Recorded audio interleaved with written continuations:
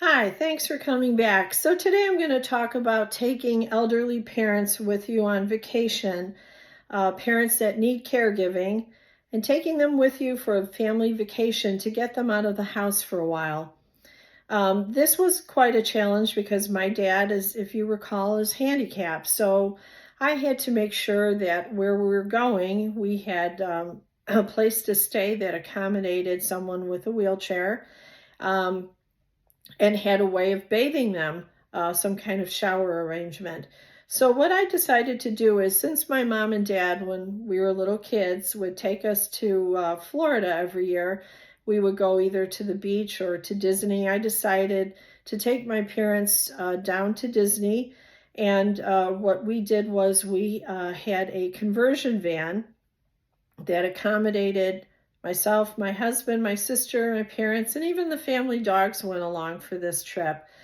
In preparation for that trip, I made sure that any illness that my parents had, such as my dad with AFib, he had a visit to the primary care to make sure that his heart rate was in regular rate and rhythm and that there were no new issues.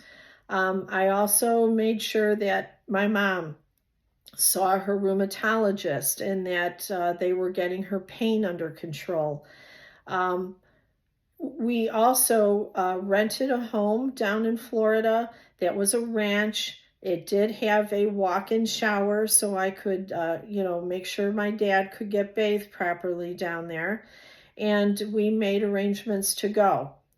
Well, you think you have everything covered. You go over medications, you pack them.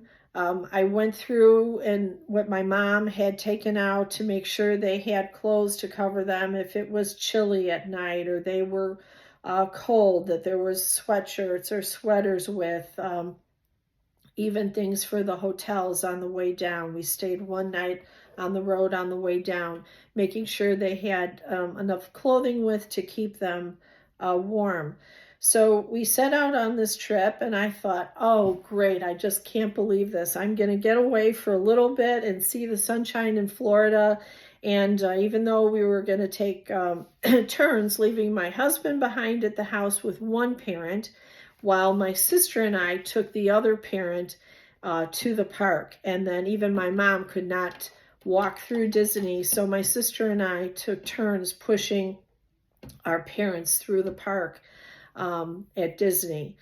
So what we did then was we were moving wheelchairs. We had those in a big bag that was strapped down on the top of the van.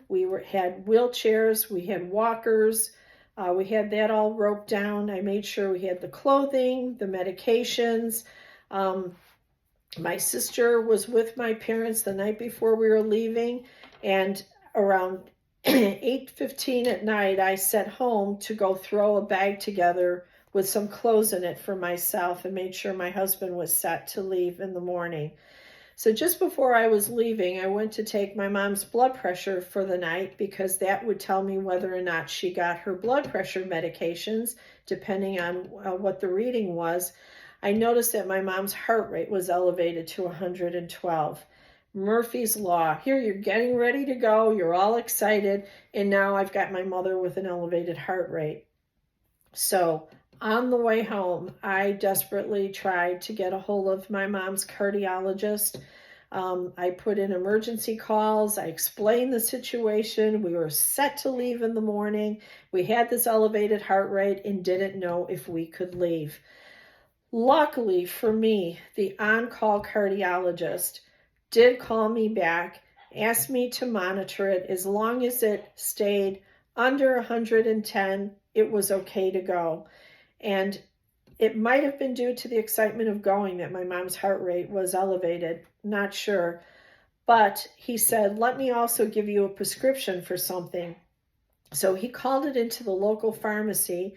I turned the car around and drove like a madwoman to the drive-up pharmacy to pick up this prescription and made it there and got it 10 minutes before the pharmacy closed.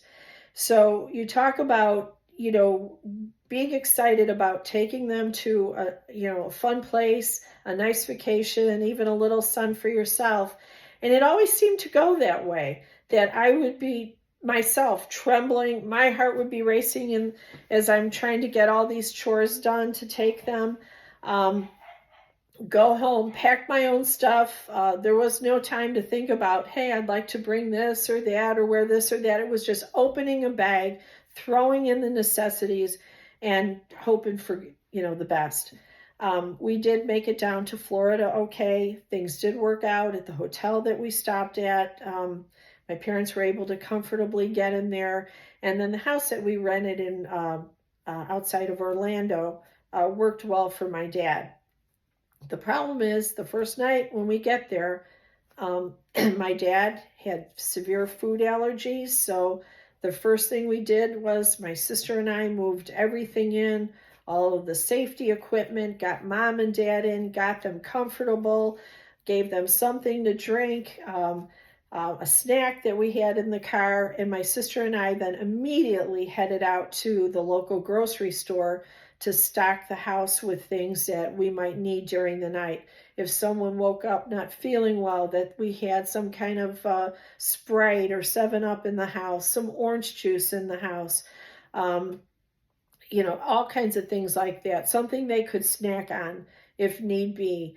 And then we ran out and picked up dinner and brought it home and got everybody situated and fed.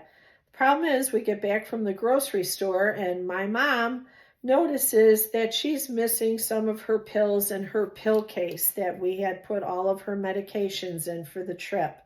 So here we are, we just get down there and my mom is missing 3 different medications. So luckily for me, my husband said, calm down, let's go to the pharmacy and I'll reorder those medications on the spot and get them so that your mom can take these pills. So we went to the pharmacy. Again, a really nice pharmacist.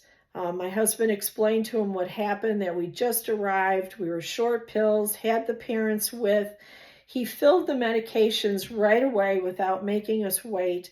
And then when I asked what I owed him, and I know some of those medications for her rheumatoid arthritis were expensive, he said, don't worry about it. It's on the house. So there are some really nice people. These people have no idea when you're caretaking and what you're going through, that doing something like that for you, you get back in the car and you think about what he just did to make your life easier and the whole experience a little bit more pleasant, and you're almost in tears over it. So little things like that meant so much to me when I felt like I was constantly on the run and taking care of everyone. We had a great time at the park, but remembering that going to the park meant loading the wheelchair. My dad had a special wheelchair, so it wasn't like I could just get one at the park. So we had to load wheelchairs. We had to, wheel them through the gates, and, you're excited to be there, and you're, looking around like at Epcot and stuff like that, looking around at things and, getting to eat out a little bit and feeling the warmth and the sunshine. We live in a, seasonal climate. But yet you're always concerned about their comfort, their pain level. Are they enjoying themselves? Sometimes seniors get nervous going out of town, and, making them feel secure and that, you were in control and that they were safe and having a good time. And also, just making sure that you move the equipment that you needed and had everything in order. I also learned, not just when I was traveling, but, anytime I was with my parents, to have a little extra bag with me that would have things like anti-nausea medication that I asked the doctor to prescribe, or I asked my husband to prescribe. And that saved us so many times when we were out of town and someone didn't feel quite well. And I was able to, and it's always on a time when the pharmacy is closed or after hours, that I would be able to check with my husband and say, my mother is nauseated and doesn't want to eat. I just brought in a meal for her, and she, was the kind of person that always liked to eat, and she doesn't want to eat. Is it okay to give her this or that? And he would approve that. And that saved me a lot. So I also learned to put together like in a little emergency pack that had different medications in it that came in really handy when I needed them.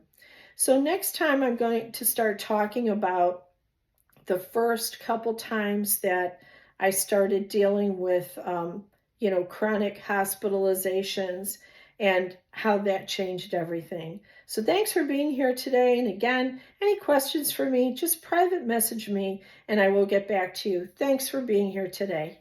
Bye-bye.